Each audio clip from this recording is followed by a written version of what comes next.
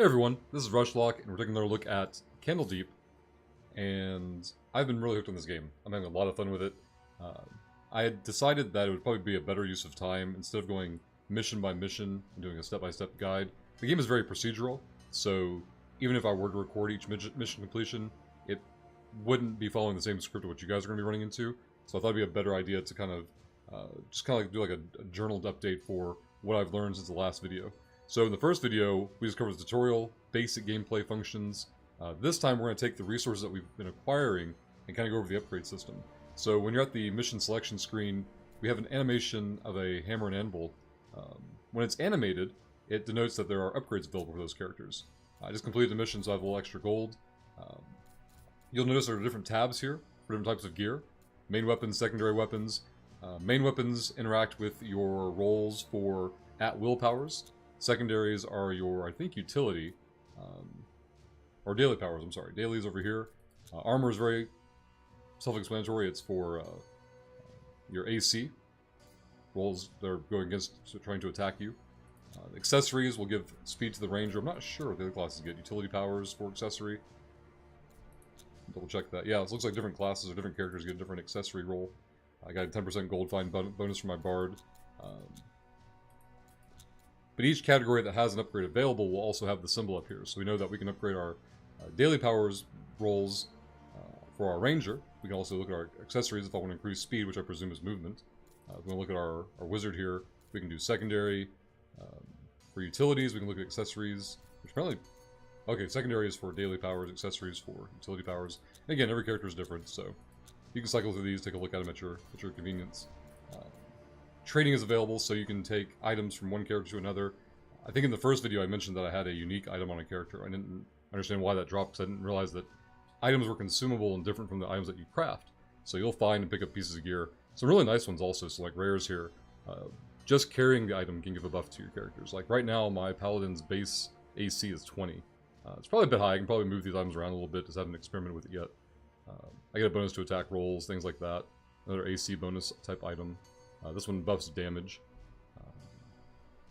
But you can do inventory management with that screen there. And then there's one more thing I wanted to show you guys. If I can remember where it was. But I think it was just going back and letting you know that the first couple of missions that you run, you're going to have 2 characters to start off with. And then after you run like 2 or 3 missions, you get your 3rd character. And a few missions after that, you get your 4th character. And it isn't so much that you're unlocking characters as that you're unlocking character slots. So when you're selecting a mission, and should look here for it. You'll select and unselect. Down here, it'll show you that this 3rd and 4th slot are locked until you hit a certain level on your account. That information is tracked up here. This is kind of your account level, and clearing missions, you can see, will give you treasure, gold, and XP. And that's how you level up the account side. So once you get all 4 characters unlocked, that's really where the game starts, in my opinion. And it happens very early on. You don't have to complete very many missions at all to hit that level. I want to say it was around level 5. But don't quote me on that. And if you guys... I guess I can make a new file and confirm that for myself. But I basically want to go over the crafting system with you guys. I thought it was a really neat way of handling it. The Ranger, for example, I've already done my at-will powers once. I may have done... Yeah, I've done his 2nd armor op item. I don't know if I craft this, will it give him a +1 to AC? I presume only the equipped one matters, so I don't think this will help us at all. I haven't experimented to see if crafting 2 of the same item category will let you, select what you want to equip and when you want to equip it. I thought it was strange here that it let me do the 2nd one before the 1st, but on another character I was looking at, maybe it was the weapons. I thought it was requiring that I do the 2nd before the 1st or something, I don't know. Oh, here it was this one. So, I have the materials to craft this. Oh, but I don't have the gold. That's why it's locked. So if I want to save a little bit more gold, I'll go ahead and craft the uncommon version, and I can not spend the resources on the first one. It just depends on how the resources roll for you. But those are all the kind of character interactions I wanted to show you guys. The game does have DLC. Let me see if I can show that to you easily here. Let's go Steam, Store. I know you guys can't see this yet. I'll bring it up on the screen in just a moment.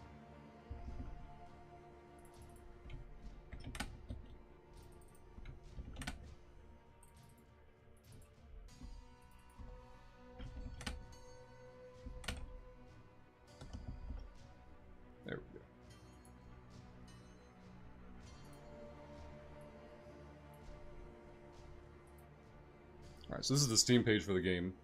The game itself, base price is $16. I've seen it go on sale a few times already, so you can watch out for that as well. But there are 4 DLC packs, and I found these interesting. They're very quality of life. I think some people will try to call them pay to win, but in reality you're not really competing against other players, so it's kind of like your own preference. And you can always toggle these things on and off, the perks for them. So it's kind of like if you have a favorite character and want to interact with it more. And the reason I wanted to show you these, I was thinking about, as much fun as I'm having with these characters in this game, I would love to see more classes and more characters become available. And I don't know how or if they're doing that. I'll try to send out a message later and see if I can get an update on that. But for example, if the Ranger is your favorite character, you get a wallpaper. The D20, I presume, is just like a dice model in game that rolls when you play with that character. More importantly, you get the legendary item. So you get their legendary weapon. You also get a permanent +1 adrenaline on all monster kills. That's like an account buff. And then you get 5,000 gold pieces, which we can obviously use towards crafting. And then some building materials as well. And each DLC will give you some kind of account buff. This one happens to buff adrenaline. Let's see if I can find the other ones here. The Wizard Pack gives you bonus XP, so that's huge. Like, you can only imagine how much more quickly you'll advance to those levels, unlocking more rewards and more perks if you get the 50% XP buff. Legendary Staff, of course, is a legendary piece of gear. So they're mostly accelerators, which is usually what you see in free-to-play games. It's like you can either grind it out and you can craft those items, or you can, pay premium and start off with it immediately. The Bard bundle, for example, gives you a 50% gold buff from their legendary item, and then also gives you an account-wide 50% gold buff. So you're going to double your gold acquisition with the Bard buff if that's what you decide to go with. Again, if there's a favorite character for you, you can go with it. The item from the Paladin, I remember being crazy. +5 to armor class is nuts. 5 HP is probably more relevant early game. I presume loses value as he goes on, but +5 AC is always absolutely insane. And you can see that all different packs give you crafting mats and gold, so if you want to first world it and go whale mode at it, you obviously can. But you don't need these DLC packs at all to enjoy the game. I don't have them. I have the base game, and I've been having a lot of fun with it, so let me flip back over to Tails here. There we go. But yeah, I want to go over some menu options there, show you guys how crafting worked, show you the relevance of gold and the resource materials. All the materials that you need. Go back to the Ranger here. For example, if I wanted to craft his common level bow, it shows you how many you have. The images seem a little borked, though, in terms of showing you what you need. Like when you don't have the requirements met, it seems to show it to you. Here's a good one. This one that shows us what we actually have. So we have 113 in stock of the leather, 140 of the crystals, 90 of the stone, I think it is, and how much gold it takes to craft them. I could probably craft 2 common items, or if I save a little bit more gold, I can craft 1 uncommon item. And there's probably no right or wrong to it. Probably just depends on what kind of resources you have, churning in. But as always, if you have questions or also feedback, if you guys have strategies that you've been employing, I would love to hear them. Kind of check them out for myself, and then pass on what I find out when I try them for my own uses. But hope you guys are having fun with the game. Definitely recommend checking it out, and you'll have a great day. We'll see you next time.